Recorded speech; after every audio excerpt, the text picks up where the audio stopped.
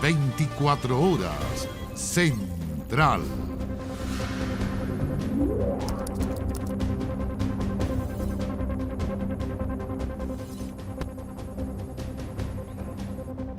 Muy buenas noches, bienvenidos, bienvenidas a las noticias. Una violenta y trágica jornada se vivió hoy en la Araucanía. 66 años tenía Juan Segundo Catril Neculqueo. Viajaba al interior de un bus que vamos a ver en las imágenes. Ahí, de ese bus, cuando fue emboscado, se dirigía rumbo a una faena forestal en las cercanías de Lumaco, en la Araucanía. Claro, el gobierno repudió este atentado, anunció querellas contra los responsables, mientras que el Ministerio Público confirmó que se trató de una emboscada y que se usaron al menos 3 tipos de armas distintas. El ataque duró unos pocos segundos, pero bastó para dejar profundas huellas en este minibús que transportaba a 25 personas. Preliminarmente, se habla de al menos 5 tipos de bala. La de mayor calibre es la que recibió en su cabeza Segundo Catril Neculqueo, trabajador forestal que luego de 8 horas de agonía y esfuerzos médicos murió en el hospital de Temuco. Hemos estado en todo momento en contacto con la familia, consolándola y en conjunto llorando. Esto no puede ser, no puede ocurrir. Son bandas criminales. Las personas afectadas fueron disparados en la cabeza. Eso no puede ocurrir. No puede ocurrir en un Estado democrático de derecho.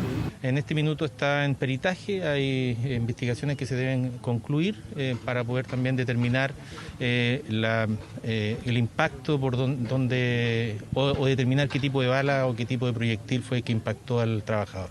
Su familia lo acompañó en todo momento. Segundo Catril tenía 66 años y esta mañana de martes viajaba junto a uno de sus 4 hijos cuando cerca de las 8:40 fueron emboscados. Su hija vio todo el momento en que su padre fue atacado y fue brutalmente, recibió este disparo brutal. Si no se sensibiliza la autoridad con esos hechos, ¿de qué estamos hablando? Yo creo que hay que dejar de hablar, hay que dejar de llamar la atención y trabajar, ocuparse de lo que está pasando en la región, los derechos humanos para la comuna de Lumaco, para los niños, para los trabajadores, para las madres, para nuestras machis, para nuestras comunidades mapuche, no existen.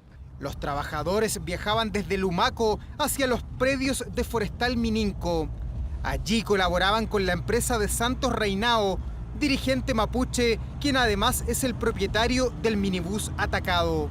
Sería súper grave y súper poco mapuche si algún mapuche mató a un mapuche.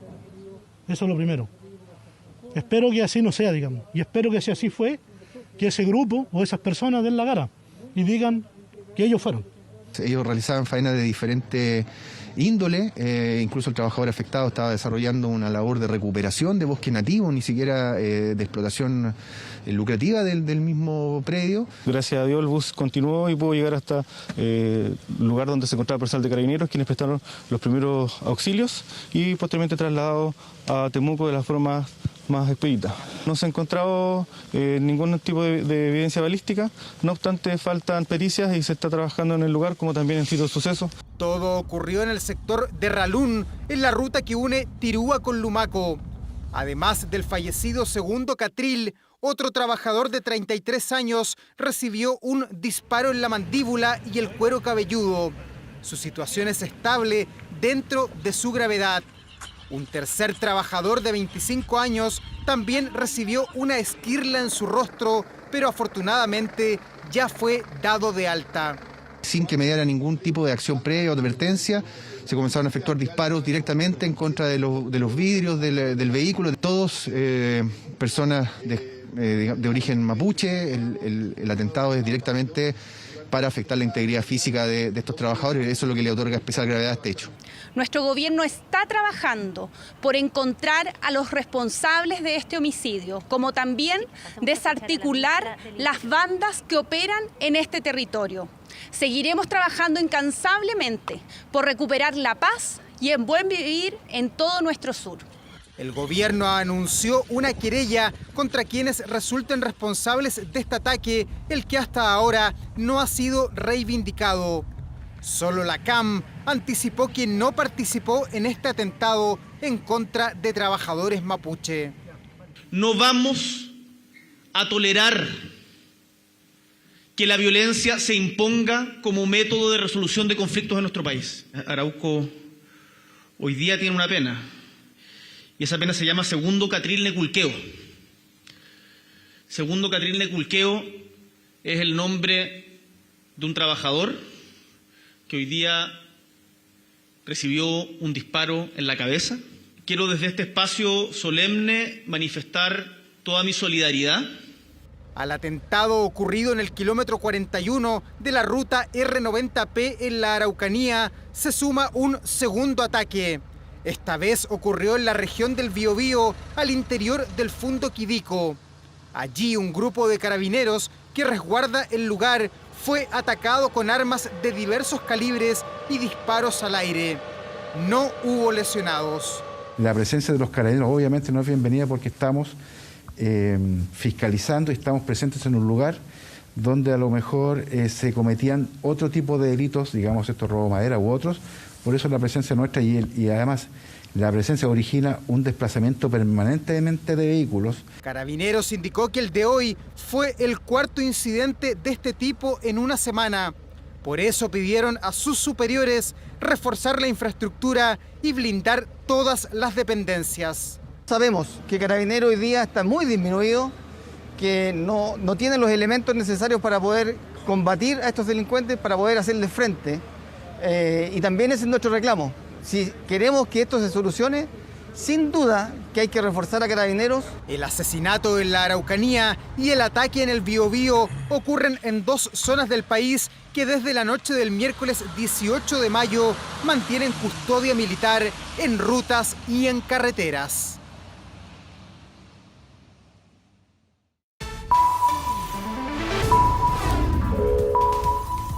Ahora. Bueno, sí, una jornada especialmente grave con hechos que enlutan una vez más a la macrozona sur. Estamos desplegados en Temuco, por supuesto, donde han llegado los heridos, y en Lumaco, donde ocurren los hechos. Y en este contexto, la Fiscalía de la Araucanía confirmó el uso de armamento de guerra durante la emboscada que dejó un trabajador muerto. Vamos a comenzar en el hospital de Temuco. Ricardo Campos con todos los detalles. Ricardo, muy buenas noches.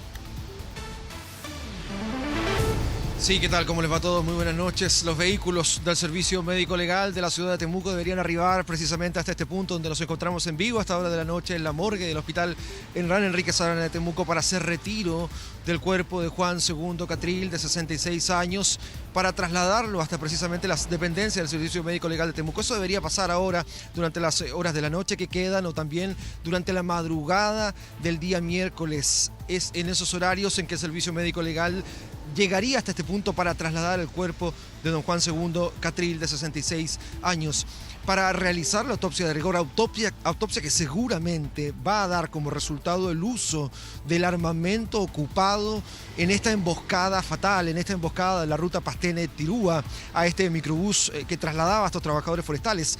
Armamento que ya ha confirmado el Ministerio Público se trató de armas de guerra, fusiles que habrían sido utilizados en esta emboscada que terminó con la muerte de Juan II Catril, de 66 años, que además deja 4 hijos que estaban hasta hace poco rato aquí en el hospital de Temuco, esperando los resultados de todo lo que va a suceder con los trámites legales que se hacen lamentablemente en este tipo de casos. Habló el fiscal regional respecto del armamento que se ha utilizado todo tras las pericias ya de la Policía de Investigaciones que han realizado en el sitio del suceso y también aquí en el hospital. Veamos lo que dijo el fiscal regional.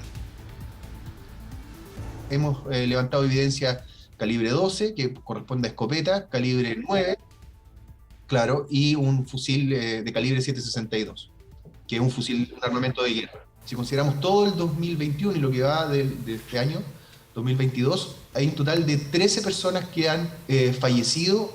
Es decir, en un año y medio se ha superado la cantidad de homicidios por hechos de violencia rural en los últimos 20 años. No solo confirmó el armamento que se ha utilizado en esta emboscada al fiscal regional de la Araucanía, sino que también ha señalado, y ustedes lo escuchaban bastante bien, cómo ha recrudecido la violencia, el clima de violencia en la región de la Araucanía, en la macrozona sur del país, luego de este ataque también, cifras que salen a la vista, y todo además en medio del estado de excepción constitucional que rige actualmente la macrozona sur del país. Estaremos pendientes respecto de las novedades que surgen acá en la morgue y también respecto de las repercusiones en el gobierno, los tuits del presidente Boric también repudiando absolutamente este hecho, las repercusiones políticas, lo que ha señalado todo el Ministerio Público con el armamento utilizado, lo que va a traer consigo además la autopsia de rigor que se realiza en este tipo de hechos delictuales, que no es el primero lamentablemente, que ha dejado una nueva víctima fatal acá en la macrozona sur del país. Como yo les decía, los vehículos del Servicio Médico Legal llegarían próximamente hasta la morgue en el hospital para trasladar el cuerpo de don Juan II Catril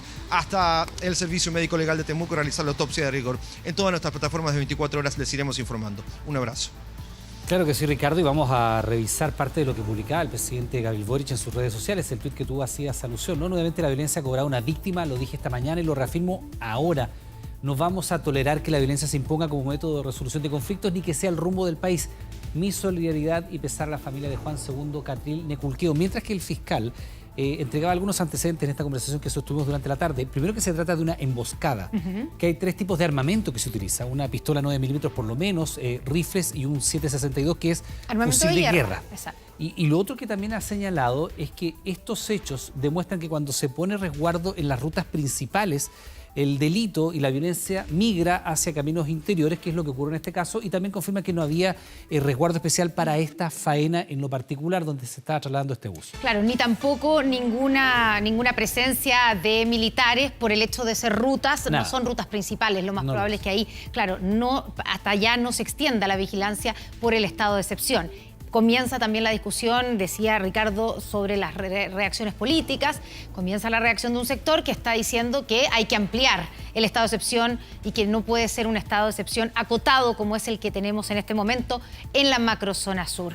Un equipo de 24 horas Red Araucanía recorrió la ruta donde fue emboscado el minibús en el que viajaba Juan II Catril Neculqueo. Claro, estamos con Fernando Reyes, quien llegó precisamente hasta este campamento forestal donde esperaban hoy al trabajador que finalmente recibe este impacto en la cabeza. Fernando, ¿qué tal? Buenas noches. Sí, Iván, ¿qué tal? ¿Cómo está? Muy buenas noches. Efectivamente, estuvimos recorriendo este sector Ralún, que fue escenario esta jornada de esta sangrienta balacera que termina con el fallecimiento de este comunero mapuche, de este trabajador que estaba prestando servicios para la empresa de Santos Reinao, prestaba servicios para intentar restablecer una zona con bosque nativo, según fue señalado. Se trata de una ruta de aproximadamente 20-30 kilómetros de mucha curva, de mucha vegetación. Todo eso hace que el tránsito sea muy, muy complejo, ni hablar de la cantidad de barricadas, de árboles cortados que había en la ruta y que en algún momento impidieron, qué duda cabe, el tránsito hacia la región del Biobío, porque estamos precisamente en la frontera entre la región del Biobío y la región de la Araucanía. Estamos hablando de la localidad de Capitán Pastene y la comuna de Tirúa, finalmente, que son las dos comunas que se enlazan por esta ruta Ralún, que es escenario de este sangriento tiroteo, de esta sangrienta emboscada que finalmente termina con el fallecimiento de este trabajador forestal y de estos otros 2 que resultaron heridos. Otras 22 personas, otros 22 trabajadores lograron retornar a la localidad de Capitán Pastene y tras ello retornar a sus domicilios en la zona rural de Tirúa, donde pertenece finalmente este comunero mapuche que resultó fallecido tras esta sangrienta balacera. Segundo Catril Neculqueo, según se estima, tendría residencia ahí en la zona rural de Tirúa. Estuvimos precisamente en el campamento San Óscar, hacia donde se dirigía esta máquina de pasajeros, de trabajadores forestales, que no logró su objetivo, que no logró llegar a destino y cuyo tránsito fue impedido por este grupo de encapuchados que finalmente abre fuego en contra de la máquina. Vamos a escuchar parte de las declaraciones que nos entregó precisamente el cuidador de este campamento, que está también protegido y custodiado por carabineros, no así por efectivos militares que no se han visto mucho, a decir verdad, en las rutas secundarias. Vamos a escuchar lo que nos dijo precisamente este trabajador tras enterarse del fallecimiento de su compañero de labores aquí en la zona rural de Lumaco. porque resulta que aquí nosotros necesitamos trabajar y necesitamos ganar el pan de cada día. Y si hay gente que hace daño prácticamente a los que trabajan, es una maldad. Se paró la faena. ¿Está con miedo la gente? Por supuesto, nosotros tenemos el cuidado de no meternos muy allá. Bueno, y es el clamor que tiene la comunidad, mayor vigilancia, mayor protección. Incluso hay residentes que recuerdan que hace aproximadamente medio siglo existían algunos puestos de vigilancia precisamente en la frontera que divide la región del Biobío y la Araucanía, en la cordillera de Nahuelbuta. Piden efectivamente la presencia militar porque eso garantizaría en cierta manera la tranquilidad en esta ruta del miedo, como ha sido denominada por algunos, entre Tirúa y Capitán Pastene, entre la región del Biobío y la región de la Araucanía, desde donde retornamos a Santiago. Adelante ustedes, muchachos, seguimos nosotros atentos a lo que siga ocurriendo aquí en la parte sur de nuestro país. Estamos en contacto, Fernando Reyes, ahí desde Lumaco, recorriendo la zona, la ruta donde fue asesinado este trabajador. Buenas noches, Fernando. Bueno, y en este mismo tema, la oposición exigió al gobierno dejar de lado el estado de excepción acotado y otorgar plenas facultades de resguardo a las Fuerzas Armadas en la macrozona sur, luego de los hechos de violencia de este martes. La idea ha generado divisiones en el oficialismo. Veamos. Decretando estado de emergencia para el resguardo de las rutas. 8 días han pasado desde este anuncio, estado de emergencia, pero acotado al resguardo de algunas rutas en la macrozona sur. Determinación compleja políticamente para la moneda y que hoy, a la luz de los últimos hechos, es cuestionada por la oposición. Exijo al presidente Boric que sea el presidente de todas y todos los chilenos y que deje de tomar medidas a medias. No se requiere un estado de excepción acotado, se requiere un pleno estado de excepción. Entreguemos el control de la región a las Fuerzas Armadas. El terrorismo tiene que atacarse al tiro. Debemos actuar en forma urgente. Emplazamiento político ante un estado de excepción decretado específicamente por el aumento de los actos violentos en rutas, según el documento con el que inició esta medida. Algunos exigen que el despliegue de las Fuerzas Armadas sea en toda la macrozona sur. Estos grupos violentistas siguen avanzando, están desafiando al gobierno y al Estado de Derecho y por lo tanto debemos tener un estado de excepción real. Sáquese esa venda ideológica de los ojos. Los militares deben estar en cada rincón de la zona sur de Chile. Exigencias a la moneda que durante la jornada no informó de modificaciones al estado de emergencia. De hecho, pidieron no hacer un uso político de los hechos ocurridos, destacando el despliegue militar. Valoramos el trabajo que está desempeñando las Fuerzas Armadas en nuestro sur, apoyando y cautelando las rutas. Además, liberar parte de nuestras fuerzas de carabineros para ir en su rol fundamental, prevención y control del orden público. Sucedió cuando también había estado de excepción antes de que nosotros asumiéramos, también fallecieron personas en este contexto. Y por lo tanto no creo que sea un motivo para que alguien esté haciendo el cálculo político. Momento político complejo ante una determinación que trae críticas desde la oposición y también divisiones en el oficialismo. Algunos se cuadran con la moneda y otros piden ampliar el estado de excepción. La derecha que usó las Fuerzas Armadas, bueno, está acostumbrado o cree que esas son las mejores soluciones y no son. Todavía hay una herida abierta en el país. Ampliarlo puede ser cada vez más complejo y más complicado. Y una vez que uno entra a estos procesos de militarización, la experiencia misma nos muestra que es muy difícil salir. La seguridad implica que tengamos mano dura contra la delincuencia. Y desde ese punto de vista no hay que tener temores ni vivir de los traumas del pasado. Hay que poner un estado de excepción en la zona total. Despliegue militar que ya se extiende por más de una semana y que para muchos fuera del gobierno sigue siendo insuficiente. Por lo mismo, volvió a instalarse la idea de reflotar el proyecto de infraestructura crítica en el Congreso, a pesar de la distancia que tomó el gobierno. Vamos a seguir legislando en todos aquellos proyectos que le den herramientas al gobierno para enfrentar el narcotráfico, el crimen organizado. Es muy necesario hoy más que nunca avanzar en el proyecto de infraestructura crítica. Espero que esta semana, más tardar la próxima, sea despachado. De aprobarse este proyecto, se va a permitir que un número importante de carabineros que hoy cumplen estas funciones puedan estar dedicados a prevenir hechos delictuales y asimismo aclarar estos hechos que hemos conocido en la macrozona sur. Un proyecto que se encuentra en comisión mixta que la próxima semana va a recibir al director de la Agencia Nacional de Inteligencia para definir algunos aspectos de una alternativa descartada por la moneda y que en la oposición miran como la carta para permitir un mayor despliegue de Fuerzas Armadas en la macrozona sur. Bueno, y hay máxima tensión en Estados Unidos luego de que un joven de 18 años provocara un tiroteo en un colegio en Texas, dejando al menos 21 víctimas fatales, la mayoría de ellas menores de edad. Minutos de terror y desesperación se vivieron en el sur de Texas, donde se reportó un nuevo tiroteo en un colegio, el peor desde la matanza en Sandy Hook en 2012. A las 11:32 de esta mañana hubo un incidente de la escuela primaria Robb. Esta escuela tiene alumnos de segundo, tercer y cuarto grado. La escuela se ubica específicamente en Uvalde, cerca de la ciudad de San Antonio. Una tragedia que deja una veintena de víctimas mortales, donde al menos 18 son menores de edad, además de un profesor del recinto y la abuela del propio atacante. Las autoridades aseguran que el responsable del tiroteo actuó completamente solo y su identidad ya es de conocimiento público. El tirador era Salvador Ramos, un joven de 18 años que residía en Uvalde. Se cree que dejó su auto y entró a la escuela con una pistola y puede ser que también con un rifle. El atacante murió en el lugar.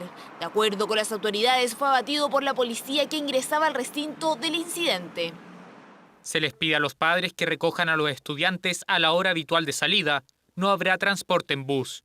De esta manera, el colegio informó de la situación a los padres de los estudiantes, quienes, como todo el país, están conmocionados frente a un nuevo ataque que afecta a un recinto escolar. En ningún otro lugar sucede esto excepto en Estados Unidos y es una elección. Es nuestra elección dejar que continúe. ¿Qué estamos haciendo? Y es que los tiroteos se han vuelto un tema de emergencia para el gobierno de Joe Biden. Incluso este episodio llega a solo 4 días que se realiza la asamblea anual de la Asociación Nacional del Rifle en Texas y una semana después de que 10 personas fueran asesinadas en un supermercado en Buffalo en un ataque de connotación racial y uno falleciera durante un tiroteo en una iglesia en el sur de California.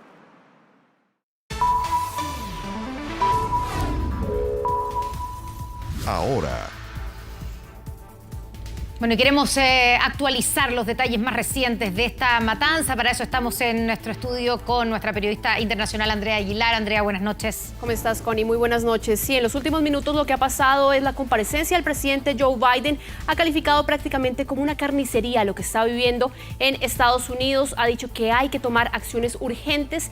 Recordemos que la última cifra que tenemos son 18 personas fallecidas, adultos, niños y 3 adultos, justamente los que fueron masacrados por este hombre. Se sabe obviamente que era una persona que pertenecía a la comunidad, que fue identificada como Salvador Ramos. Ha dicho además que tenía una pistola, tenía un rifle también. Son parte de los últimos antecedentes que tenemos. También habló hace pocos minutos la vicepresidenta Kamala Harris, también haciendo un llamado a que realmente se pase de tanta lamentación a acciones concretas, específicamente contra el lobby de las armas. Y en estos momentos, Connie, estamos en vivo desde Estados Unidos con la periodista Nieves Zuber-Buehler. ¿Cuál ha sido, Nieves, la reacción de la clase política, también de los medios en Estados Unidos? Muy buenas noches. Hola Andrea, hola Connie, buenas noches. Hola, es Nieves. una noche muy triste en Estados Unidos, aunque la verdad es que la sociedad está bastante adormecida con respecto a estas masacres, a estos tiroteos masivos. Como bien acaban de mencionar, hace solo 10 días en el estado en el que me encuentro en este momento, en Nueva York, hubo otra masacre, 10 personas en un supermercado. Entonces lo que vemos que sucede es que continúan ocurriendo estas masacres, pero no hay legislación, no hay acciones, como dijo el presidente Biden hace pocos minutos, en respuesta a estos hechos trágicos. La sociedad está adormecida, pero también desilusionada, porque saben que continúan sucediendo estos hechos y nada pasa al respecto.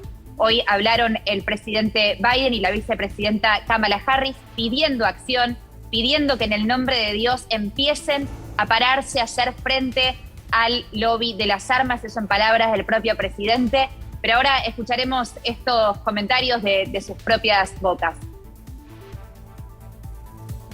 Perder un hijo es como si te desgarraran una parte del alma, es como tener un hueco en el medio del pecho que te absorbe y no te deja salir de ahí. Eso es lo que sienten sus familiares y su comunidad. ¿Por qué tenemos que dejar que esto siga sucediendo? Es tiempo de convertir este dolor en acciones. Cada vez que una tragedia como esta pasa, nuestro corazón se rompe y esto sigue pasando. Tenemos que tener la valentía de tomar las acciones y entender que necesitamos una política pública razonable para asegurar que algo como esto no pase nunca más. Hubo 683 tiroteos masivos. Quiere decir que el año pasado hubo más tiroteos masivos que días en el año. Es realmente trágica, no es normal esta cifra. Y es triste que esta sociedad esté acostumbrándose a estas tragedias. Y esa es la sensación que se vive en la calle y es también lo que hablan los medios en el día de hoy. Nieves, escuchábamos recién a la vicepresidenta, también al presidente, repetir una frase que, como tú decías, a la que los estadounidenses al menos se han acostumbrado. Kamala Harris decía que tenemos que tomar acciones para que esto no se vuelva a repetir. Y se vuelve a repetir y se vuelve a repetir.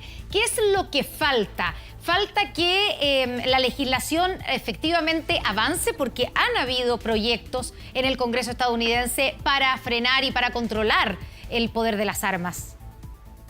Absolutamente, pero no cuentan con los votos. Este hecho de la tenencia de armas o del control sobre la tenencia de armas es absolutamente partidario.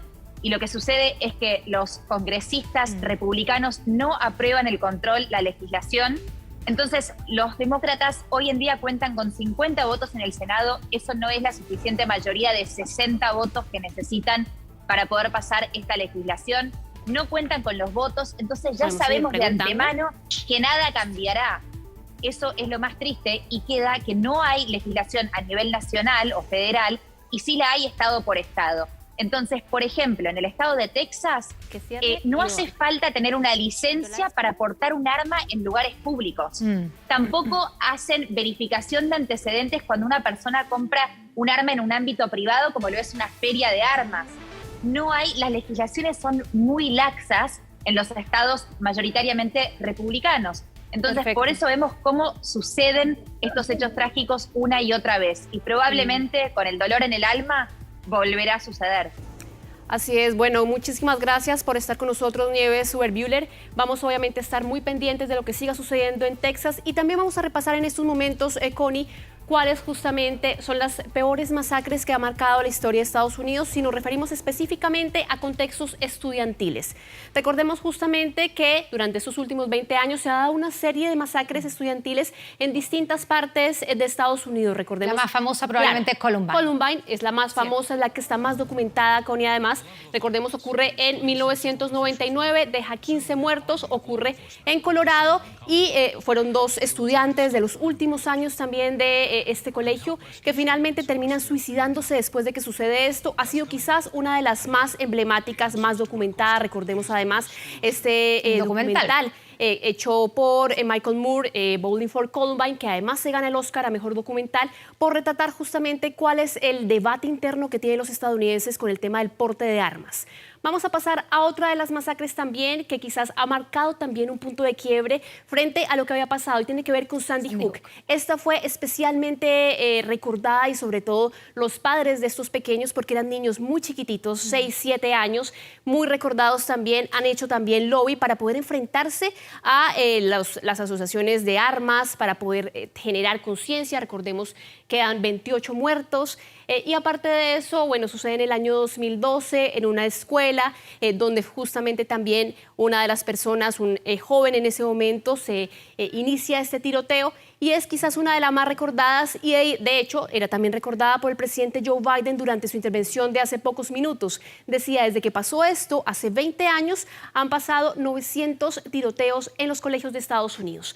Y una de las más cercanas quizás, la del 2018 en el estado de la Florida, la masacre de Parkland, que además de eso deja 17 muertos. Esta es la única masacre que en estos momentos tiene una persona tras las rejas, que de hecho el año pasado el responsable de esta masacre se declaró culpable para evitar la pena capital. En los otros 2 casos anteriores habían sido abatidos o se habían suicidado. Claro. Este es parte, Connie, de la el panorama que se está enfrentando en estos momentos Estados Unidos frente a un lobby de armas que es muy fuerte, que financia las campañas. Recordemos además que estamos a pocos meses de las elecciones de medio término en Estados Unidos y además de eso hay una especie de debate. Incluso el mismo fiscal de Texas decía hace pocos minutos que lo que había era que armar a los profesores en lugar de hacer más leyes contra las armas. En Texas es un lugar que es clave quizás y que vamos a tener que seguirle la pista para ver cómo se desarrolla este debate de las armas en Estados Unidos. Es uno de los estados donde que son más permisivos con el uso de las armas. Andrea Aguilar, muchas gracias, muy buenas noches y estaremos pendientes, por supuesto, de lo que está ocurriendo allá en Estados Unidos. Volvemos a nuestro país, contigo, Iván. Claro, porque durante esta jornada fue formalizado uno de los estudiantes que participó en la quema de un bus ayer en la Alameda. Violencia en las afueras y al interior de los colegios, donde denuncian serían adultos quienes propician este tipo de acciones. Mire. Fue uno de los hechos de mayor violencia registrados el lunes, uno que dejó un autobús completamente destruido por las llamas en Alameda con Camin, a solo metros del Liceo de Aplicación. Uno de los participantes del hecho es un menor de 16 años que esta mañana fue formalizado por delito de incendio. Fue de los que participó activamente echando combustible precisamente al vehículo. Mi representado estaba participando en la movilización social, no hay ningún medio de prueba, que yo he revisado los videos, las fotografías, que señale claramente sin duda alguna que mi representado haya participado directamente en la quema de este bus. Argumento de la defensa que fue echado por tierra con este registro presentado por la Fiscalía, donde aseguran es el detenido quien arroja elementos incendiarios al bus en compañía de otros individuos. No es la primera vez que sujetos con overoles blancos actúan en las inmediaciones y al interior de colegios. Bien lo sabe la exdirectora de Educación de la Municipalidad de Santiago. Habían distintas teorías respecto de que habían células políticas, de que habían un grupo importante de personas que a los niños los asusaban y también les entregaban herramientas, porque lo que es cierto es que sí se encontraron muchas veces bidones de benzina dentro del establecimiento. Situaciones que se han generado en liceos emblemáticos como el de Aplicación y el Instituto Nacional, donde el lunes circuló esta fotografía de personas encapuchadas y con overoles dentro del recinto. Minutos después el humo se asomaba por las ventanas de la rectoría y algunas salas de clases que fueron incendiadas, hecho que gatilló que los estudiantes depusieran la toma que mantenían en el lugar. Aquí son apoderados que están coordinados, aquí hay profesores también, ¿no? Hay gente adulta que está en distintos colegios emblemáticos, no ahora, hace bastantes años atrás, que lo que hacen, como he dicho, en definitiva, es utilizar a los estudiantes y a los alumnos para llevar adelante estos desórdenes. Los destrozos solo suman a los daños y la deuda de infraestructura y eso lamentablemente tampoco aporta. El municipio de Santiago también fue vandalizado durante la tarde de este martes, hasta donde llegó un grupo de al menos 200 estudiantes del Liceo 1. Actitudes de violencia de un grupo acotado de estudiantes las rechazamos tajantemente y tienen que tener sin duda las sanciones que corresponden. Aquí la violencia nunca va a ser el camino y es muy importante que podamos separar claramente ambas situaciones. Para este jueves se agendó una reunión entre alumnas y municipio. Durante esta jornada, 4 estudiantes y una mujer adulta resultaron detenidas por estos hechos, manifestaciones violentas que se han tornado repetitivas en los últimos días. Todos los hechos de violencia, especialmente aquellos que ocurren en la vía pública, son de orden de la seguridad. No es responsabilidad, y eso es súper importante entenderlo, de los directores o las directoras de los establecimientos, controlar esta violencia que nosotros a veces hemos visto en algunos establecimientos. La comunidad escolar en varios de los casos sabe quienes llevan adelante estos actos, pero no denuncian por temor a represalias. Hay un grupo fuerte en cada uno de los establecimientos, al menos emblemáticos, que lidera un grupo importante de estudiantes y que ejercen de alguna manera presión en otros, y eso es evidente. En cuanto al menor detenido por la quema del bus, arriesga penas que parten en 5 años y 1 día, un hecho que se agrava porque al interior del vehículo habían pasajeros al momento del ataque. El plazo de investigación es de 90 días, tiempo en el cual este adolescente deberá permanecer en internación provisoria en un establecimiento del Sename. Son parte de las situaciones que hoy se viven al interior de algunos recintos educacionales. Hechos de violencia donde la pregunta persiste: ¿quiénes son los que se esconden tras capuchas y overoles? Respuesta que inteligencia y autoridades aún no logran determinar. El gobierno presentó la agenda para víctimas de violaciones a los derechos humanos en el marco del estallido social. Un plan con 3 ejes: de verdad, justicia y reparación, que el presidente se comprometió a cumplir en su mandato. Quiso estar presente en el lanzamiento de esta nueva agenda para víctimas de violaciones a los derechos humanos durante el estallido social, un espacio de conversación y compromiso, no solo con los presentes en la ceremonia. La verdad, la justicia, la reparación y la no repetición no sean palabras que se las lleve el viento. Cuando vean que nos demoremos más de la cuenta, recuérdennoslo. A veces, en estos días vertiginosos, la brújula se pierde. Pero yo sé que estamos aquí por esto. Verdad y justicia es uno de los ejes de esta agenda, donde además de la persecución penal, se entregarán más recursos al servicio médico legal para los peritajes de atención integral de las víctimas. Un segundo eje es el de la reparación, donde la senadora Fabiola Campillay tomará un rol protagónico en la implementación de mesas territoriales de trabajo. Trabajaremos y lucharemos por la libertad, la verdad, la justicia, pero por sobre todo la reparación integral, la memoria y las garantías de no repetición. Lo que se busca es abrir un proceso de diálogo a partir de las propias personas afectadas, a diferencia de lo que históricamente se ha hecho de buscar a expertos. El testimonio de las mismas personas que estuvieron en la presentación de la agenda será parte de las mesas de trabajo para la reparación que comenzarán a funcionar en el mes de julio. Yo no quiero que pasen más días, más meses, más años sin encontrar justicia. Es un dolor inmenso que te queda para el resto de tu vida estar con tu padre un día y al otro día verlo en un cajón.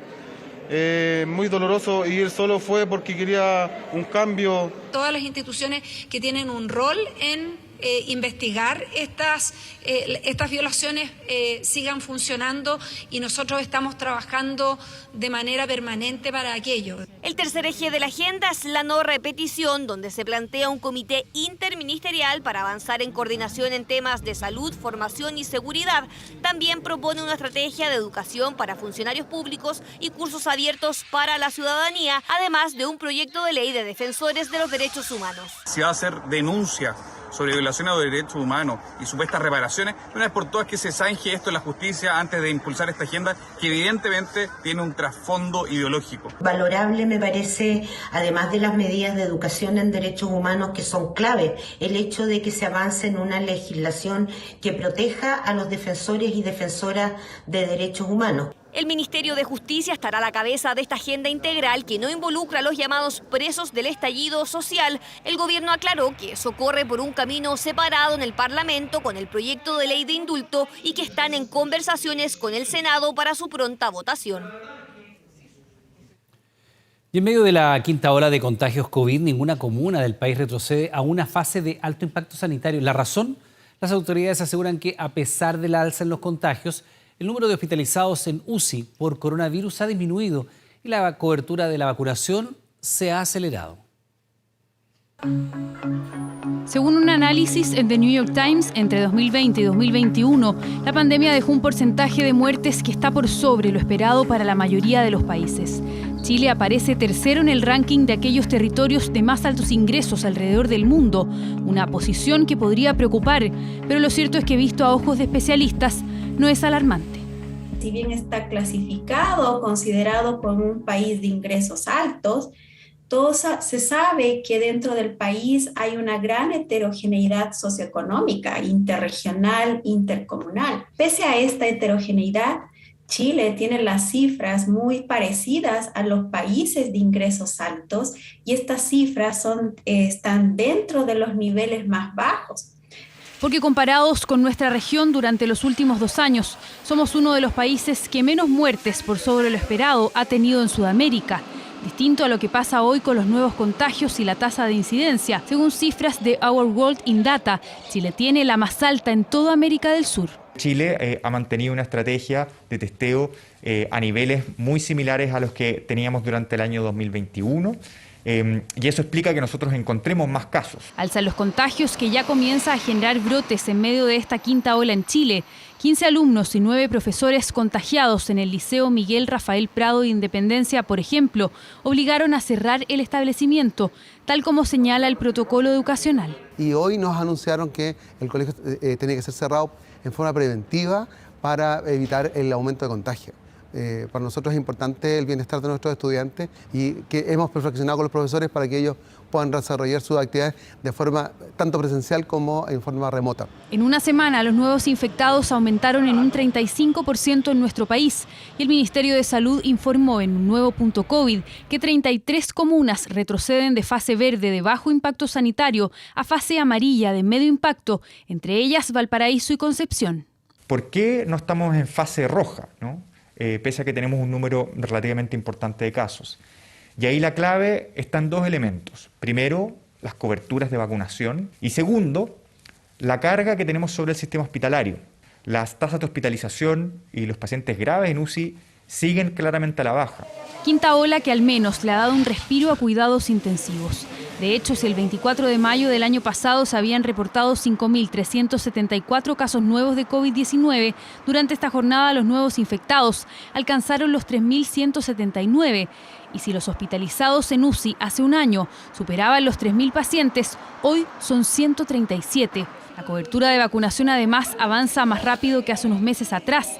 En la última semana se vacunaron más de 1 millón de personas con cuarta dosis y los expertos consideran que será difícil volver a cuarentenas estrictas en esta quinta ola.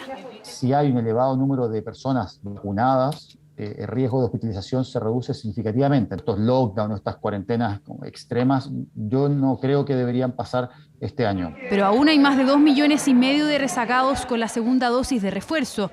La vacunación continúa siendo la medida clave para enfrentar a un virus que sigue circulando y generando brotes en el país. Convención Constitucional.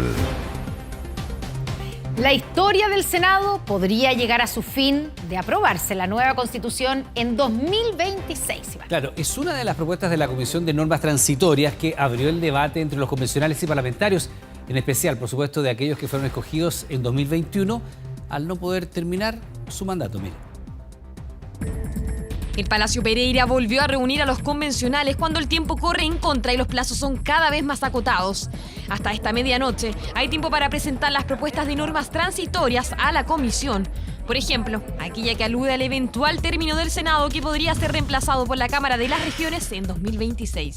Hay que darle una solución de continuidad al mandato de los senadores y eso puede ocurrir a través de la Constitución de la Cámara de las Regiones el año 2026, pero con la entrada de estos senadores que todavía tendrán su mandato vigente a la Cámara de las Regiones como representantes regionales. Terminar los mandatos anticipadamente es absolutamente antidemocrático y totalitario, porque lo que busca es cambiar los equilibrios y las mayorías que la propia ciudadanía señaló hace unos meses atrás.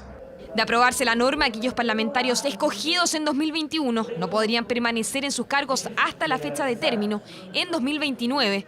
Una materia que va a generar debate, aseguraron desde La Moneda.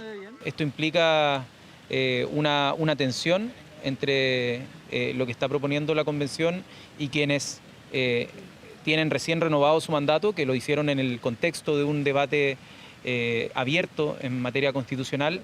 Y eso es precisamente lo que molesta a los senadores, aunque la medida también causó división. Nos están robando un mandato popular, porque fuimos elegidos democráticamente, igual que la Convención Constituyente, igual que el gobierno. Estoy disponible, por supuesto, para que los actuales senadores que fuimos electos el año pasado podamos cumplir solo 4 años de periodo, puesto que lo que está estableciendo la Convención es más y mejor democracia y tiene todo mi apoyo. La Convención no puede desoír todo lo que es el mandato ciudadano para las autoridades que resultaron electas de los diferentes procesos democráticos. No nos complica esta era parte de las reglas del juego que nosotros vivimos, ¿no es cierto?, en el minuto de postular. Proceso que permitiría instalar el nuevo poder legislativo, pero hay otras propuestas, como la de utilizar decretos con fuerza de ley solo en algunos casos. Atribución que tendría el presidente de la República en el caso de que el Congreso no cumpliera con los plazos razonables para tramitar ciertas normas que permitan la implementación de la nueva Constitución. A nosotros nos parece que esto es muy importante en materia de salud, seguridad social, vivienda y por cierto también en derechos para materias de agua. Creo que ese no es el camino. Esta es una vía excepcional, acotada para casos específicos y no puede ser una herramienta general de implementación de la nueva Constitución. Los decretos con fuerza de ley son propios de regímenes autoritarios, ¿cierto? Esto es entregarle al Ejecutivo la facultad de establecer y ejecutar las normas. Para algo existe la separación de los poderes y en especial del Congreso. Indicaciones con las que están buscando llegar a un consenso. Hasta ahora hay acuerdo en la no reelección del presidente Gabriel Boric y que los quórum ordinarios de aprobación de leyes rijan desde la promulgación de la nueva Constitución. Normas que serán votadas por la Comisión desde este jueves y que requerirán del voto de 3/5 de los constituyentes para avanzar al Pleno. Lo siguiente es simplemente brutal. Violada en grupo, amenazada con un arma y quemada con una moneda caliente. Fue el cobarde ataque que sufrió una trabajadora sexual en una casa de la parte alta de Valparaíso. 3 hombres serían los responsables. Carabineros detuvo al dueño de la vivienda, imputado como cómplice. Fue contactada por teléfono y minutos más tarde el hombre que solicitó sus servicios pasó a buscarla en un vehículo a su domicilio. Todo parecía normal, sin embargo un par de kilómetros más allá la situación cambió radicalmente. 11 de la noche en punto y otras 2 personas abordaron la camioneta, trasladando a la mujer a la fuerza hasta este sector de Tomas, en Placeres. La condujeron hasta un inmueble habitacional en el lugar procediendo a su violación, para posteriormente ser trasladada a la fuerza, quienes a posterior la abandonaron cerca de la primera comisaría de Viña del Mar. En ese lugar, la trabajadora sexual de 29 años recibió contención tras el ataque en grupo. La habrían violado entre todos. Brutal delito que ocurrió al caer el manto de la noche en una población que aseguran se ha vuelto altamente peligrosa. Hay mucha gente de afuera. Aparte que todo esto que de las tomas hizo una fealdad terrible, problemas, enredos. Esa es justamente la pista que hoy sigue la Fiscalía local. El rastro de los 3 acusados que, según declaración de la mujer, serían de nacionalidad colombiana. Que la víctima en un lapso de tiempo opuso resistencia con la finalidad de parar la violación, en donde uno de estos sujetos con una moneda caliente la colocó en uno de sus pies causándole lesiones. Heridas de las que habría sido testigo el único detenido en el caso. Un cuarto integrante que es indicado como el encargado de vigilar la puerta del domicilio para que nadie advirtiera lo que estaba pasando. Actividad de oficio, ¿a qué se dedica usted? Soy trabajador vendiendo pachipuritas, soy comerciante. El joven de 25 años, quien supuestamente arrendaba la casa, fue formalizado como cómplice de violación. Sin embargo, según el mismo relato de la Fiscalía, el sujeto habría intentado evitar que se perpetrara el crimen, quedó bajo arresto domiciliario. Señalándole el imputado que no les había arrendado el domicilio para que ellos llevaran una polola, indicándole a los sujetos colombianos que se quedara callado y que cuidara la puerta, entregándole estos al imputado una bolsa con droga. El representado tiene algunas dificultades cognitivas que son de alguna evidencia también, por lo que solicita que se disponga la remisión de la ficha clínica para ser agregada a este proceso judicial. Agresión sexual en manada en la parte alta de Valparaíso. Tras la desesperada denuncia de la víctima, las policías activaron la búsqueda de sus atacantes. Es importante realizar las pericias lo antes posible a fin de poder identificar y preservar cualquier tipo de evidencia orgánica que pueda ligar a un sospechoso con el atentado que se investiga. Profesionales de nuestro equipo de Valparaíso tomaron contacto con familiares de la sobreviviente para poner a disposición todo el apoyo psicológico y jurídico que requieran. Violento y traumático caso que puso nuevamente sobre la mesa la discusión sobre una ley que proteja a las trabajadoras sexuales y su integridad. Que vaya dirigida hacia el trabajo sexual para poder regularizarlo. Y sobre todo estas problemáticas que hay de trata de personas y violaciones a las trabajadoras sexuales. Caso que remesa a la ciudad Puerto y que está siendo investigado. Abuso sexual contra una joven mujer que hoy intenta recuperarse de una traumática situación mientras sigue la búsqueda de sus agresores. Bueno, cambiamos de tema para contarle que probablemente a usted comió un completo hoy día, que era el día de esta popular preparación que ha sufrido también los golpes de la inflación. Fíjese que en los últimos 12 meses se ha incrementado en casi un 20% su precio. Y atención porque las alzas en el costo de la vida, especialmente los alimentos, no se detienen. No, por acá solo italiano nomás. Tomate con harta palta. Sí, la salsa verde. Tradicional, súper rico, así que estamos disfrutando acá los colegas. Algunos prefieren el tradicional italiano, otros el dinámico, con harta mayo, con poco ketchup, incluso unos se atreven a innovar con queso. Preparaciones hay para todos, por eso es que a muchos no les importó hacer una larga fila para conmemorar el día de una de las comidas más populares. Claro, esperamos encontrar mesa, porque vemos que igual está un poco lleno. En realidad no sé ni cuánto cuesta, en una de esas está más caro. Podría haber un problema de inflación del completo. Pero... Producto tradicional, compañero de la once o del almuerzo, que ha visto tensionado su precio este año debido a la inflación de los alimentos. El aceite, el tomate, el huevo, la harina y el pan han subido su valor en los últimos 12 meses. Solo la palta se ha salvado. Sin embargo, en su conjunto, los completos han incrementado su valor casi en un 20%. La tradicional cadena Dominó celebró sus 70 años y admiten hacer grandes esfuerzos para evitar que este apetecido producto suba su precio. Tratar de contener esto para no traspasárselo a los clientes finalmente. No hay menos tomates, no hay menos aceite. No, nada. No, el gramaje no se toca. Inflación que nos seguirá acompañando. Según los operadores financieros consultados por el Banco Central, el IPC de mayo nuevamente superaría el 1% y podría llevar la tasa de interés hasta un 9% durante junio. Hay una serie de factores externos que se han intensificado en los últimos meses y que han llevado a una alza de la inflación en todo el mundo. Una preocupación mundial por la inflación que amenaza directamente la alimentación. Los últimos 2 meses, los aumentos de precios domésticos han correspondido casi exclusivamente a aumentos de precios de los alimentos y de combustibles directamente asociados al impacto de la crisis en Ucrania. Impacto de la guerra de Ucrania que golpea a cereales, aceites y combustibles, arrastrando así a toda la cadena de la economía. Partimos con el tema que todos sabemos, con el tema explosivo que han tenido los costos navieros y lógicamente los temas portuarios y el dólar. Por ello es que el ministro Marcel alista para fines de esta semana una nueva inyección de recursos al MEPCO para intentar amortiguar el alza internacional del precio de los combustibles.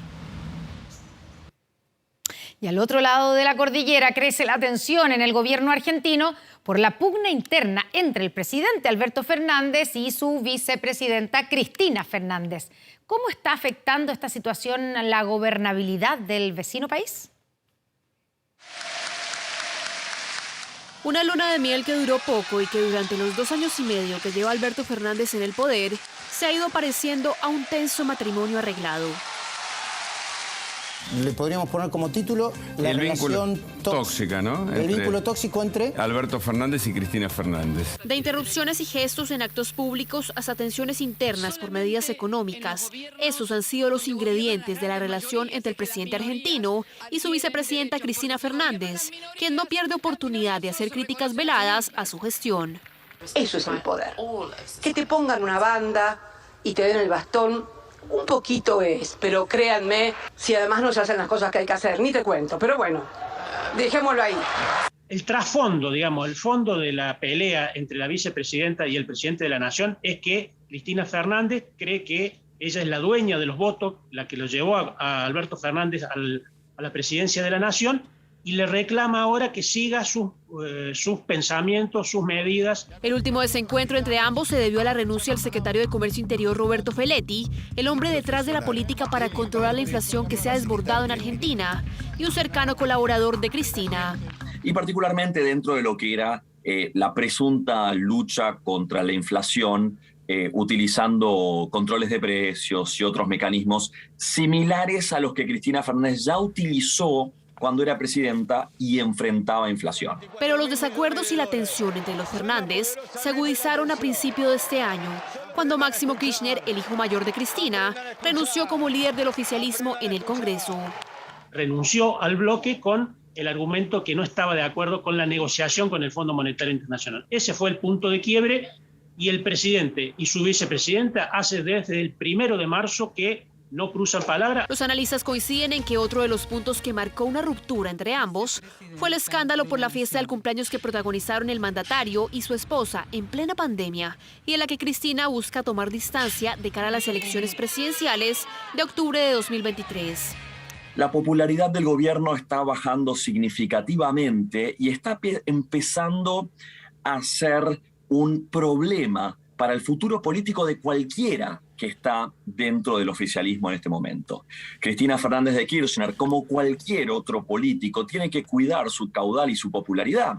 En medio de un clima político caldeado por los problemas económicos y con una inflación anual de más del 60%, el gobierno de Alberto Fernández ha desatado críticas por anunciar un cambio de billetes en medio de la fuerte devaluación que vive el peso argentino. Estas monedas hoy tienen un valor distinto. En ellas están hombres y mujeres de carne y hueso que dieron la vida por la Argentina. Un anuncio que solo le ha sumado más tensión a la convulsa escena política en Argentina, en la que lo único que parecen tener en común el presidente Fernández con su vicepresidenta es el apellido. Y ante las mayores restricciones bancarias para acceder a créditos, economistas alertan sobre la posible expansión de los prestamistas informales. La PDI detuvo a una banda que ofrecía créditos a pequeños comerciantes para luego amenazarlos en distintos puntos de la región metropolitana.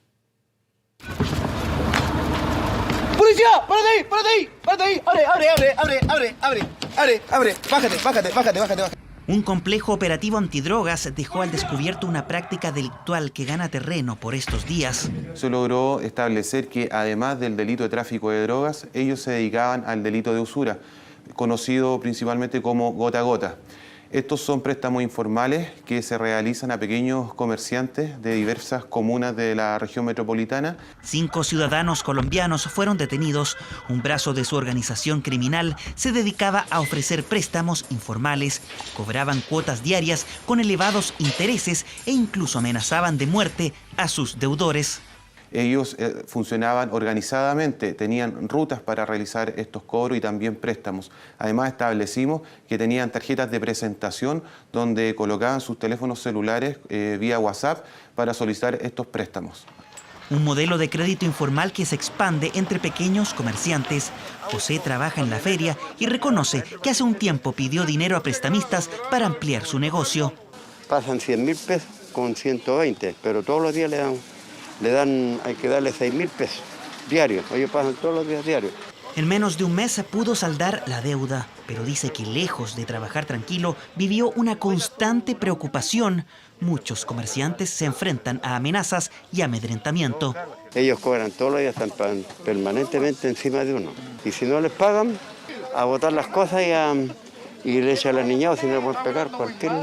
Muchos créditos informales, muchos prestamistas que en esta situación más compleja prestan, pero a tasas que ya no son 27%, sino son muchas veces más eso.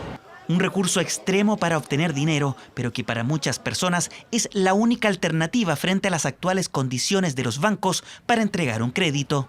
Pidan más requisitos o más garantías para el otorgamiento de estos créditos. Por lo cual, muchas personas dejan de ser sujetos de crédito para las instituciones financieras. Yo diría que los mercados, o sea, disponibilidad de liquidez para entregar créditos tienen, pero tenemos siempre que preocuparnos de que las regulaciones que se vayan impulsando no vayan limitando el acceso de las personas al crédito cuando lo necesitan. Créditos informales que incluso se han sofisticado y ocupan la fachada de supuestas empresas financieras. Muchas de ellas terminan siendo una estafa. Así lo denunció hace algunas semanas el programa Buenos Días a Todos. Me pedían que le depositara a unas cuentas que ellos me designaron, que eran como los agentes financieros que tenía la empresa. Yo pregunté si había alguna cuenta empresa para depositar directamente a la cuenta empresa y me decían que no, que era directamente con esas personas. Desde el inicio de la pandemia, la Comisión para el Mercado Financiero, CMF, ya ha denunciado ante el Ministerio Público a 40 de estas entidades que dicen prestar dinero a través de Internet. Una problemática que se acrecienta en medio de la crisis inflacionaria, chilenos a los que sencillamente no les alcanza y están obligados a endeudarse, incluso de manera informal, para poder subsistir. Y esto es casi milagroso. A poco más de un año del primer trasplante de la historia de ambos brazos y hombros en una misma persona, los resultados han sido un rotundo éxito y la recuperación extremadamente rápida. Presta atención. En la primera entrega de Jurassic Park, Steven Spielberg nos mostró esta alambrada con 10.000 voltios. Sin energía eléctrica pudo ser cruzado, pero al pequeño Tim, el niño de la película, justo lo pillan arriba cuando dan la corriente y sale disparado. Finalmente sobrevive sin grandes problemas y la película sigue, una escena completamente ficticia, porque en la vida real, Felix Gretterson recibió una descarga de 11.000 voltios, poco más que la de Tim, y el resultado fue dramático, pues significó, entre otras cosas, la amputación completa de sus 2 brazos. Por eso esto parece un verdadero milagro. Por primera vez en mi vida sujeto un teléfono celular y es bastante raro, pero ahora la pregunta es ¿cómo detengo esto? Cuenta Félix, oriundo de Islandia, sorprendido por su capacidad de hacerse un video selfie. Algo tan natural para cualquier persona, pero no para él. Hoy tiene 49 años, pero perdió sus brazos cuando tenía 25 en 1998, mientras hacía un trabajo como electricista. Casi a mis 50, esa es la primera vez en toda mi vida que tengo un teléfono celular en mi mano. Lo más probable es que me vuelva adicto a esto, como todo el mundo en algún momento. Y la alegría de Félix es mayúscula porque más de 20 años después del accidente fue sometido al revolucionario primer trasplante doble de brazos y hombros del mundo, intervención realizada en enero de 2021 que un año y medio después lo tiene de nuevo utilizando ambas extremidades. En general, cuando se hace un trasplante, el nervio, por supuesto los nervios que están hacia la parte del paciente, también esos son suturados hacia los nervios del brazo del donante. Entonces, no se sacan muchos más nervios de otra parte, sino que son lo mismo que él tenía en esta parte del resto del cuerpo.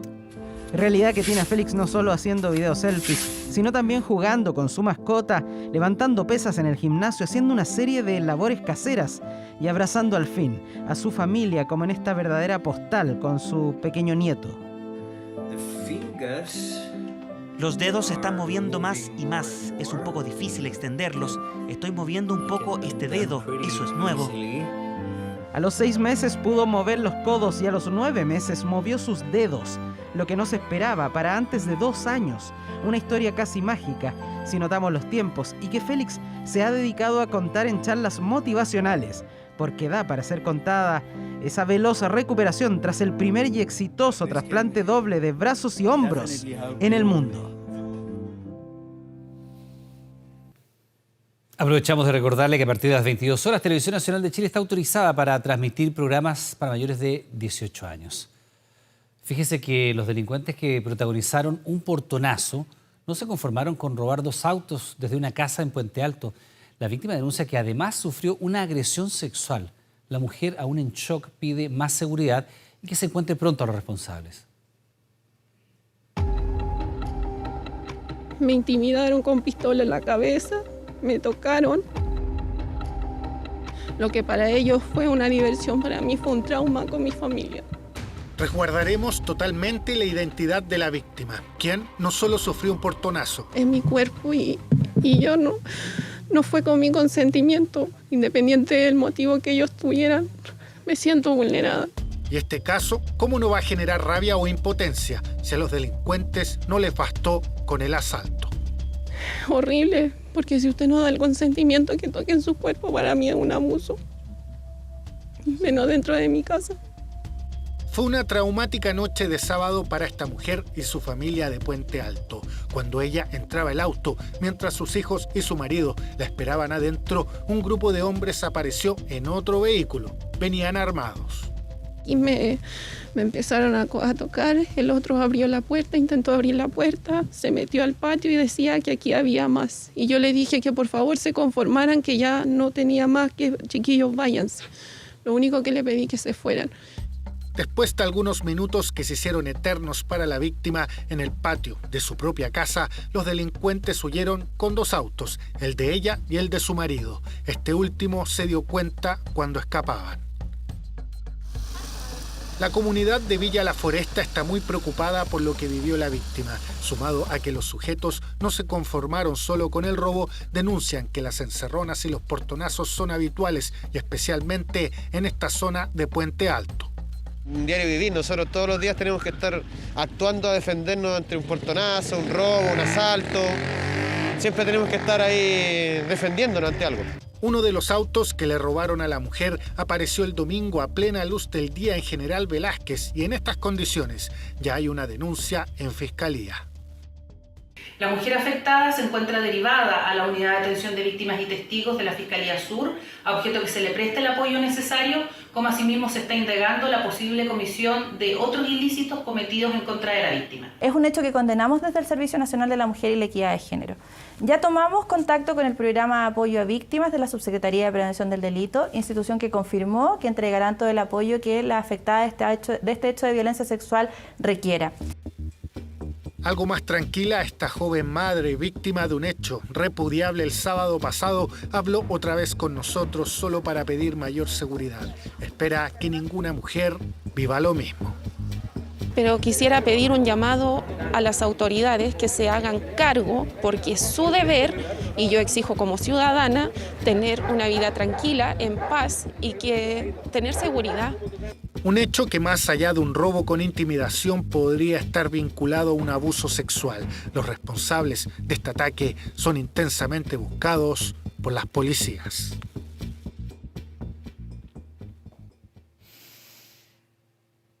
Vamos a otro tipo de temas. Comenzó haciendo trucos de magia a los 8 años y una caída a la piscina lo puso cerca de la muerte. Luego se obsesionó con los escapes y las historias de Harry Houdini. El chileno Jean-Paul Olhaverri ganó el premio Merlín, el llamado Oscar de la magia, como el mejor escapista del mundo.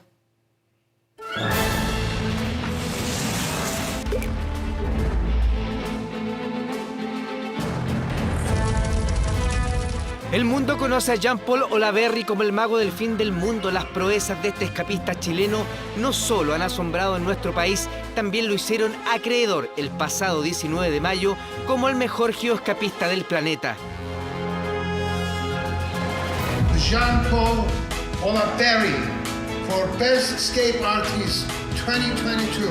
El premio más importante de este arte que se entrega hace 60 años y que los grandes magos del mundo han recibido este premio a lo largo de la historia.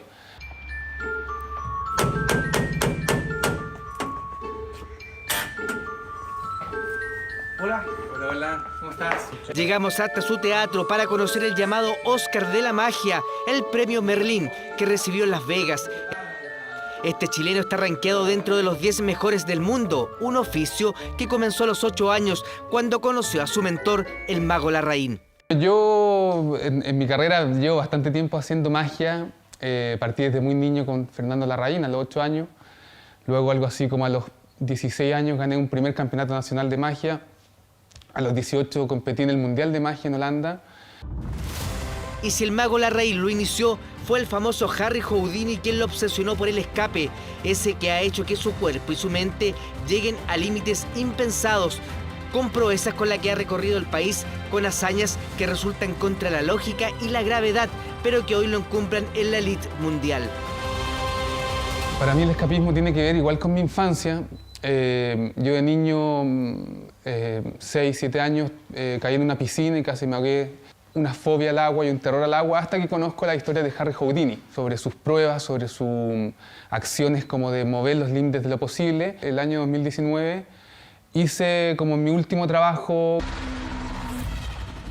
en que realicé los actos de escapismo más importantes de Harry Houdini, los escenarios naturales de Chile más sorprendentes. Y a raíz de eso es que justamente me llama la Sociedad Internacional de Magia que quería nominarme a este premio de escapismo. A sus 37 años ha absorbido todo el conocimiento posible, transformando la magia en su obsesión. Aprendió también de quienes lo intentaron y fallaron, como el recordado mago Oli en el Festival de la Una. ábrela. Quita. Cuidado.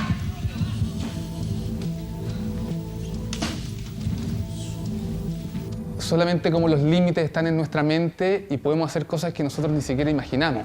En la historia de la magia y el escapismo han habido muchos casos de que magos han dejado su vida en diferentes actos.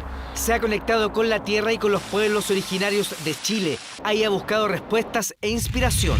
Que tiene que ver con hacer escapismo en lugares de la naturaleza, ya no en los teatros, no encerrados en cajas, no es en cuatro paredes, sino que realmente mostrar la naturaleza y lo mágico de la naturaleza. Al igual que Houdini, coquetea constantemente con la muerte y con esa camisa de fuerza que para un inexperto periodista resulta una trampa imposible de vencer. Si quiere me suelta. El mundo del escapismo es una etapa de tu carrera en que finalmente dura un momento, es como un deportista de alto rendimiento. Entonces justamente yo estoy en el mejor momento donde puedo hacer las proezas más interesantes. Jean-Paul se enterró en el Valle de la Muerte, caminó sobre las llamas en Chiloé y escapó de la camisa de fuerza de Houdini colgado del viaducto del Mayeco. Está en su mejor momento y entre sus manos el premio al mejor escapista del mundo. Y atención porque 3 días de ofertas en precios, pero también ofertas laborales ofrece la nueva versión del Cyber Day la próxima semana. Un evento que llega en medio de una situación económica donde buscar lo más barato es una prioridad.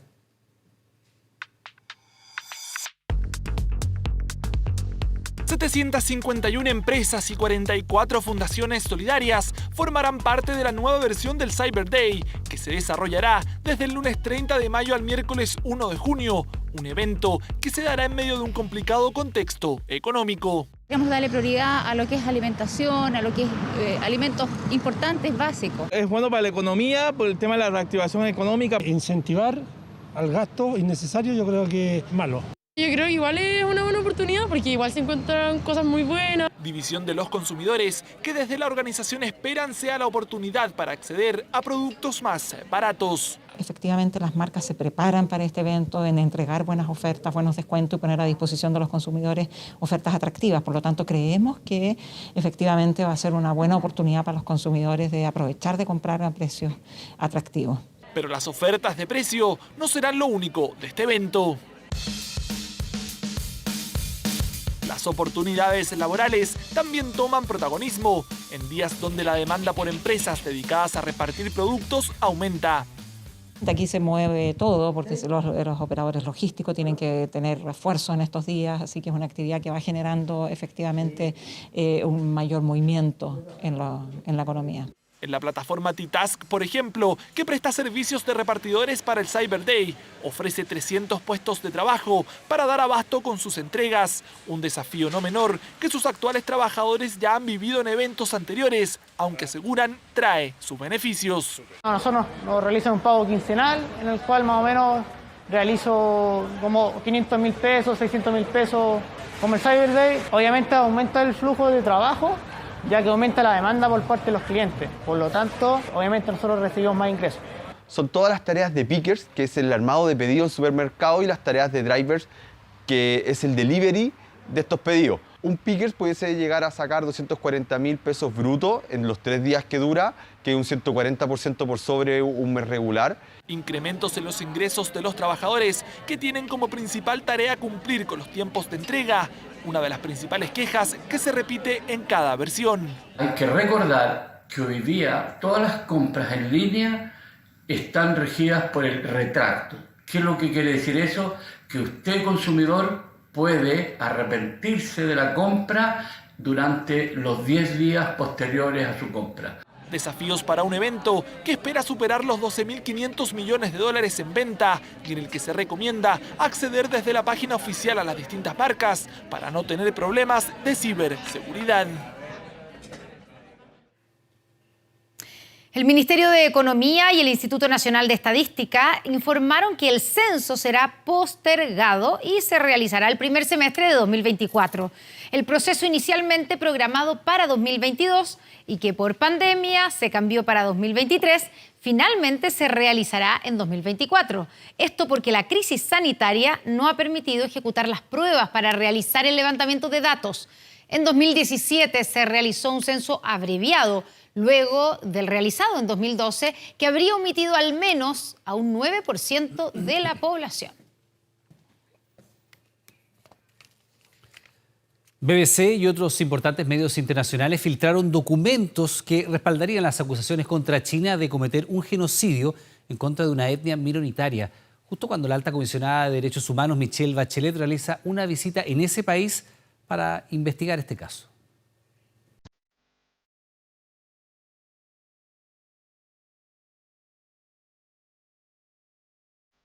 En China dicen que son escuelas normales, con estudiantes que se inscriben voluntariamente para combatir el extremismo de una minoría musulmana, pero la evidencia muestra otra realidad.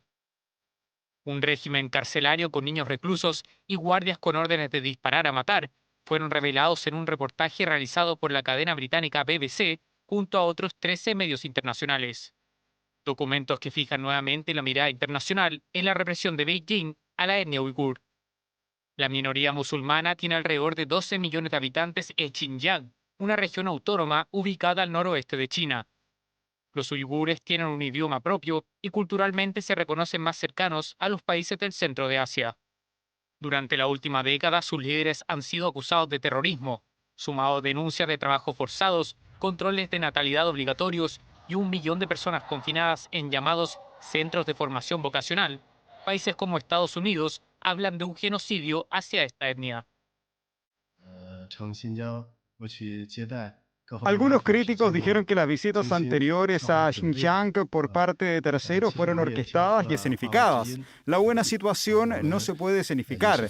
Con una actitud abierta, franca y transparente, invitamos a personas de todos los ámbitos de la vida a visitar Xinjiang en un momento apropiado. Momento que llegó para la alta comisionada de los derechos humanos de la ONU, Michelle Bachelet, quien esta semana llegó a China para hacer la primera visita de su oficina a ese país desde el año 2005. Una ansiada visita para la comunidad uigur a nivel mundial, que ahora teme que la visita de Bachelet sea usada por las autoridades chinas para esconder los atropellos a los derechos humanos que ocurren en esa región. Las Naciones Unidas llevan mucho tiempo en silencio ante el genocidio uigur. En la actualidad, más de 3 millones de uigures están sufriendo en campos de concentración y llevamos protestando por esto ante la ONU 5 o 6 años. En su viaje de 6 días, la alta comisionada visitará 2 ciudades de la región de Xinjiang en un recorrido que realizará sin compañía de la prensa por órdenes de las autoridades chinas. De todas formas, se espera que realice una rueda de prensa durante el sábado, su último día en la zona. De China nos trasladamos a Brasil porque al menos 22 muertos dejó una redada policial en una favela en Río de Janeiro. El hecho se dio luego de que la policía militar local recibiera disparos mientras ingresaba en Vila Cruzeiro, una favela de la zona norte de la ciudad. El objetivo de la operación policial, que comenzó a las 4 de la madrugada, era capturar a jefes del grupo criminal Comando Vermelho, uno de los principales grupos criminales de Brasil. La masacre llega un año después de una operación similar ocurrida en la favela de Jacaracinho, que terminó con 28 personas muertas. Pausa, ya estamos de vuelta con más.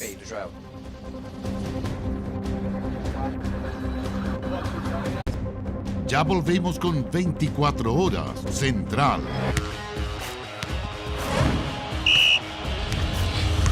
...24 horas Deportes.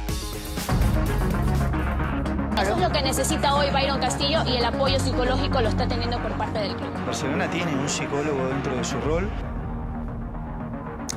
La mentira tiene corta vida, expresó el asesor jurídico de la Federación de Fútbol de nuestro país respecto al caso de Byron Castillo, el seleccionado ecuatoriano que no lo está pasando bien. Recordemos lo sucedido durante este último fin de semana en el partido, jugando por su club, el Barcelona, rompió en llanto, con lágrimas, en el propio campo de juego, el futbolista solicitando la sustitución, el reemplazo a su entrenador, con el cuadro de Guayaquil, que señaló que va a apoyar psicológicamente al futbolista cuando se acerca, ¿no?, la cuenta regresiva respecto a la pronunciación, sí, a lo que va a determinar la FIFA respecto a este caso.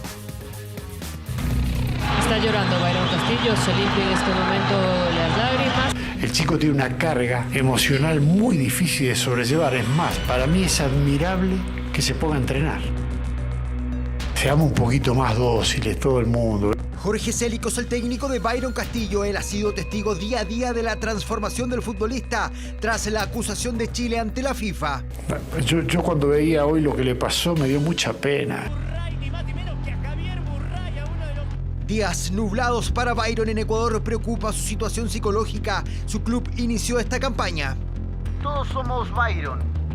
No, Byron siempre ha sido un jugador alegre, divertido, pero después de todo, últimamente sí, por los problemas mediáticos o lo que tiene en mente Byron Castillo, seguramente él no ha querido dar ninguna declaración. En la NFP miran de reojo lo que pasa con Byron en Ecuador y el que alzó la voz nuevamente fue el abogado contratado para esta denuncia, Eduardo Carlecho. La mejor respuesta, la mejor defensa será siempre la verdad. No puede haber miedo en hablar la verdad, pues la mentira normalmente tiene vida corta y puede cobrar una cuenta pesada en el futuro. Claro. Eso es lo que necesita hoy Byron Castillo y el apoyo psicológico lo está teniendo por parte del club. Tal vez no han vivido la situación que hoy pasa Byron Castillo en este mismo contexto, donde se duda de su partida de nacimiento, donde otra selección quiere de alguna forma que Ecuador sea perjudicado. Hay preocupación en Ecuador no solo por lo que determine la FIFA, sino que por el estado de Byron Castillo. Por el momento, no viajó con su equipo a jugar Copa Sudamericana Uruguay. Barcelona tiene un psicólogo dentro de su rol y ya depende de la orientación del cuerpo técnico qué caso corresponde tratar. Ayer hablamos mucho con Byron, él se va a quedar, no va a viajar por el tema familiar, legal que él tiene que solucionar. La prensa se ha manifestado en cuanto a darle el apoyo necesario a Byron. Y no solo a Byron, sino que nosotros acá en Ecuador estamos 100% seguros de que estamos en el Mundial, estamos en Qatar. En Ecuador dicen que Byron se siente acorralado por la acusación chilena y por un problema judicial que le impide salir del país. Por el momento, se espera la defensa ecuatoriana en Zúrich y de ahí la resolución de la FIFA. Es un caso con un final de pronóstico incierto. Mientras tanto, hay nómina de la selección chilena para la gira por Asia. Recordemos el 6, el 10 y el 14 de junio, donde la selección chilena tendrá duelos amistosos. El 6 frente a Corea del Sur y luego el 10 y el 14 en un cuadrangular en Japón, la Copa Kirin. Con una novedad en esta nómina de un joven de 19 años de edad, nacido en Bélgica, su madre chilena, su padre marroquí. Juega como lateral, aunque cuando estuvo nominado en selecciones menores aquí en Chile, era jugando como un volante central, en una nómina que hasta el momento nadie sabe quién la hizo. O la hizo, claro, el cuerpo técnico hasta el momento, encabezado por Patricio Ormazábal, junto al director de selecciones, que se metió en la nómina, todo raro. Bueno, vamos a ver detalles a continuación. Mira. Nació en Bruselas en agosto de 2002, tiene 19 años, su padre es marroquí y su madre chilena. A los 4 años comenzó jugando en el club de su barrio y un año después, un veedor del Anderlecht, uno de los clubes más grandes de Bélgica, lo fichó para su academia. Así comenzó la historia de Nigel Messatou, la gran sorpresa de la Roja de cara a la gira por Asia. Soy un jugador bastante técnico, juego con los 2 pies y corro mucho. Juega como lateral derecho también por el lado izquierdo y destaca por su polifuncionalidad. También puede ser volante central. Por eso dicen que es una mezcla entre Isla y Aranguis. Muy buena técnica, pase corto, pase largo, muy preciso, buenos centros. Nosotros ese partido jugó de volante por derecha. Claro, y esas características también a él le permite poder jugar por toda la banda. Actualmente milita en el Kortrijk de la primera división belga y ha jugado 5 partidos esta temporada como lateral derecho, en donde destacan 2 asistencias. La primera, proyectándose, llegando hasta el área rival para centrar con precisión a su único compañero en zona de peligro. Y la segunda, demostrando visión de juego, personalidad y precisión para enviar un largo balón justo donde se encontraba su compañero. Personalidad futbolística tiene, porque tiene patrones que son característicos de la personalidad. Por ejemplo, meter una pelota en profundidad, como la metió en ese pase-gol, meter una pelota filtrada, después jugar un pase largo, meter un centro a la carrera.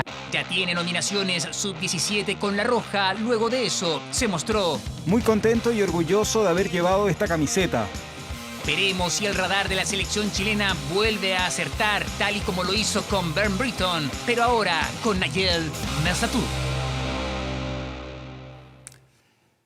Sigue a los equipos chilenos en la Conmebol Libertadores por Star Plus. Vamos al tenis con una buena noticia para el deporte nacional, con la victoria de Cristian Garín en la primera ronda de Roland Garros. Ahí en la tierra parisina, la tierra batida, derrotando por 4 sets al norteamericano Tommy Paul, actualmente en el puesto 33 del ranking ATP.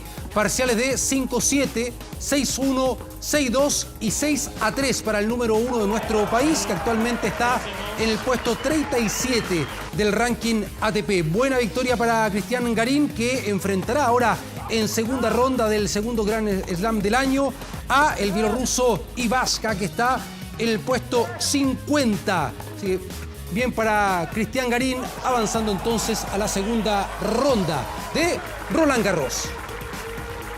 Sigue a los equipos chilenos en la Conmebol Libertadores por Star Plus. Sabemos que si jugamos a nuestro nivel, a nuestro verdadero nivel, podemos ganarle a cualquier equipo. Claro, porque no le sirve otro resultado a Colo-Colo, ganar o ganar. Va por la clasificación a los octavos de final de la Copa Libertadores, enfrentando mañana 6 de la tarde en el Estadio Monumental a Fortaleza. Recordemos, un partido desgraciadamente sin público, no por los hechos de violencia, los incidentes ocurridos en el partido frente a River Plate y la sanción de parte de la Confederación Sudamericana de Fútbol. No le sirve el empate a Colo-Colo, que reitero, tiene que lograr los 3 puntos para acceder a los octavos de final, donde en la eventualidad de no lograr ese resultado, ya está con clasificación para la siguiente ronda de la Copa Sudamericana. La previa, Colo-Colo frente a Fortaleza de Brasil, a continuación. Sabemos que si jugamos a nuestro mejor nivel, podemos ganarle a cualquiera. Y eso es lo que Gustavo Quinteros espera de su equipo. Este miércoles Colo-Colo en su casa, pero sin su gente, se enfrentará ante los brasileños de Fortaleza. Fortaleza y Colo-Colo con 7, ahora Fortaleza, por la diferencia de gol, está en el segundo lugar.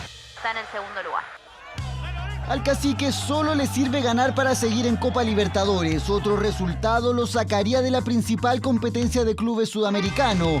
De ocurrir aquello, ¿sería un fracaso para el club? Fracaso es una palabra complicada.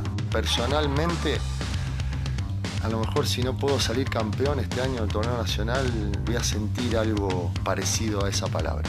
Entonces, ¿cuáles son los objetivos del santafesino para este año? Pues el objetivo nuestro es salir campeón del torneo nacional como primer objetivo y clasificar por lo menos a la siguiente fase de Copa Libertadores. La 33 se ha transformado en casi una obsesión para el jefe colocolino, que ya proyecta el futuro, por eso sabe que pase lo que pase, hay que reforzar el plantel. Si seguimos en Copa Libertadores, espectacular, tenés que sí o sí fortalecer, y si seguís en Copa Sudamericana también. Bueno, muchachos, vamos a salir, papá. Vamos a la nueva ilusión. Y yo creo que tenemos todas las posibilidades. Si jugamos a nuestro mejor nivel, tenemos todas posibilidades de ganar, no tengo dudas. Nosotros en Copa Libertadores jugamos muy bien.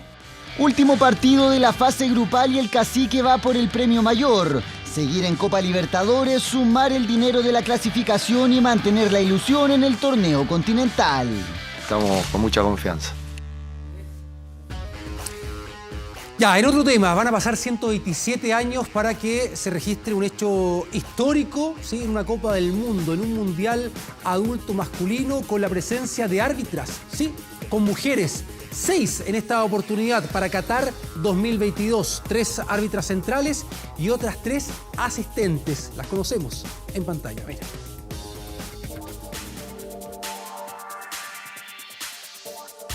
Este año el Mundial de Qatar contará con árbitras mujeres por primera vez.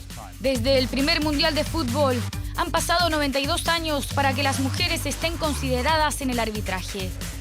Casi un siglo de espera para que Qatar 2022 sea escenario de un hito histórico para la Copa del Mundo masculina. Hombre o mujer, ambos podemos arbitrar un partido de hombres y de mujeres. Para mí es lo mismo, porque dirigir es siempre lo mismo. 36 árbitros, 69 asistentes y 24 oficiales de VAR. 129 jueces designados para el Mundial, de ellos 6 son mujeres. Claro que están lejos de ser mayoría, pero su presencia marcará un antes y un después en el deporte a nivel planetario. La orden del juez, la orden de la jueza. Partido en marcha. Stephanie Frappart es la jueza más célebre y reconocida de las elegidas por la FIFA. Fue la primera mujer en dirigir una final de la Supercopa, además de arbitrar un encuentro de la Champions League. Stephanie Frappart, que hoy debuta en la UEFA Champions League. Junto a Stephanie, 2 juezas más estarán consideradas como referís de campo y otras 3 como asistentes. Francia, Ruanda, Japón, Brasil, México y Estados Unidos son los países que por primera vez en la historia tendrán representación femenina en el arbitraje mundialista masculino. Bien, para finalizar, terminó hace algunos minutos derrota de Universidad Católica en San Carlos de Apoquindo, 1-0 frente a Talleres de Córdoba. Más allá de esta derrota, Universidad Católica asegura el tercer puesto, ya no tenía opciones, ¿no?, de lograr el segundo lugar, de avanzar en Libertadores, pero sí avanza para ir a jugar la siguiente ronda de la Copa Sudamericana. Y en Copa Sudamericana, Unión La Calera ganó a Universidad Católica de Ecuador 3-2, pero quedó fuera, eliminada por un gol. Antofagasta, ya eliminada, ganó en este último partido de la fase de grupos de visita 2-0 frente a Defensa y Justicia. Con esta información me despido. Ya vuelve Iván y Connie con información acá en 24 Horas Central. Buenas noches.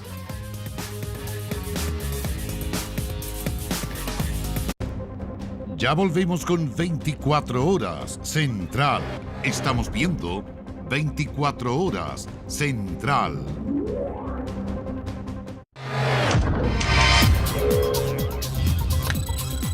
...24horas.cl. El gobierno anunció cambios en 33 comunas del país en el marco del plan Paso a Paso Seguimos Cuidándonos. De acuerdo a lo señalado por el Ministerio de Salud, todas las áreas retrocederán a la fase amarilla de medio impacto sanitario debido al aumento de contagios registrados en las últimas semanas. Conoce cuáles son en 24horas.cl. Bien, pues terminan las noticias. Como siempre, le damos las gracias por informarse junto a nosotros. La invitación es que permanezca en nuestra sintonía por nuestra señal abierta, un nuevo capítulo de Todo por mi Familia y en nuestro canal 24 Horas, vía pública. Que tenga muy buenas noches. Buenas noches, hasta mañana.